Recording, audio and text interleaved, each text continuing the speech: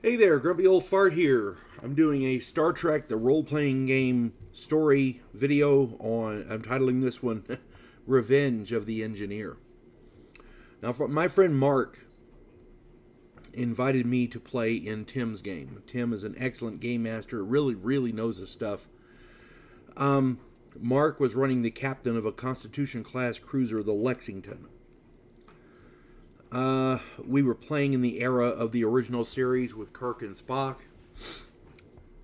Larry ran the helmsman, Bobby ran the first officer, Gary was running the science officer, John ran the security chief, Billy ran the navigator and the weapons officer, and Cisco ran the communications officer. The player who had been running the engineering officer had moved away. So they all agreed for Mark to ask me if I would sit in. And I knew Tim and Mark well, and I loved their game. So, yeah, I happily agreed. I enjoyed the game. I created a decent engineer. She wasn't great, but she was decent. It was a female Andorian officer, and I showed up to play, and we were going to have some fun. The mission had our ship, the USS Lexington, delivering engineering components to a space station on the Klingon border. The trip there was uneventful, but when we arrived, there was a Klingon D7 and a Klingon F5 docked to the space station. This was pretty normal. The treaty allowed anyone to use the facilities of the station, so we docked to Lexington and began offloading the components. While that was going on, most of the crew was allowed on passes to visit the station. Everybody was, we were going to be there for several days, so people got passes, and whoever wanted to could go and visit the station. There was a tavern, an arboretum, a library, hollow suites, and a bunch of different shops. My engineer secured her station, and then I hit the station. I had a pass. I was going to go use it. The first thing I did was hit the tavern and have a drink, and there was a lot of Klingons in there, and most of them were loud and boisterous. Several of them were making derogatory remarks about me, so being an Andorian female in a Starfleet uniform. So yeah, I didn't stick around very long, and I left. And as I was leaving, I saw the first officer, the science officer, and the security chief of my ship walking together, checking out the shop windows. And the place was packed with Klingons. So I walked toward them, figuring, safety in numbers. But 4 Klingons, I was grabbed and pulled into a small room. 4 Klingons were there. They said that they wanted to find out if an Andorian could lose their antenna and still function.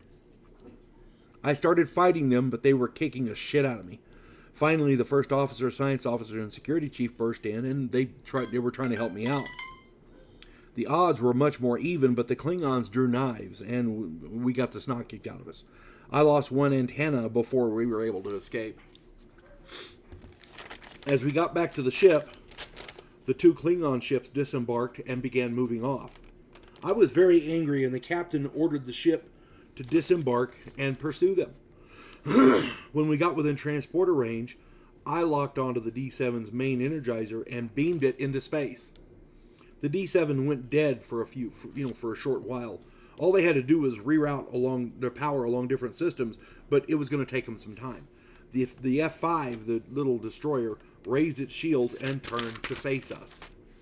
I used the transporter to beam the bridge crew of the D7 onto the Lexington. We secured them in the brig. Mark ordered the shields raised and armed our weapons. The bridge crew contained one of the Klingons who took my antenna. While Mark negotiated with the captain of the Klingon ship, the F5, I walked down to the bridge.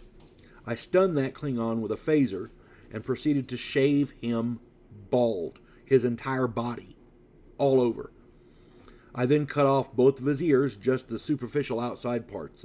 He could still hear fine. He just didn't have any outside ears.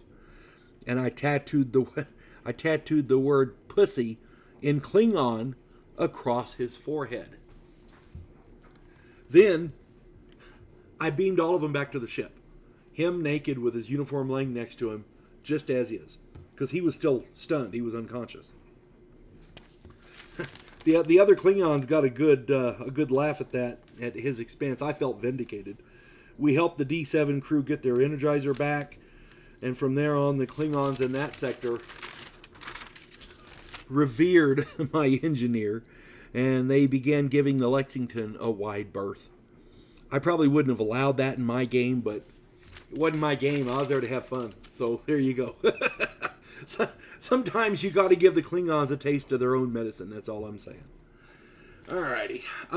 If you enjoy my content, it would really help me out if you could hit the like button, subscribe to my channel, share my content on all of your social media platforms, and post a comment or two. Remember, I welcome your comments, even if you disagree with me. And check me out over on Rumble for my political commentary and weekly current events. If you enjoy a good book, check out my author page on Amazon.com.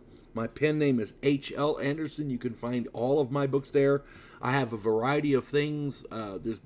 All of my books are as weird as I am, so I hope if you enjoy something funny and weird and different, I guarantee you my books are not like anything you've ever read. Hope this finds everybody well. You folks have a good one. God bless one and all.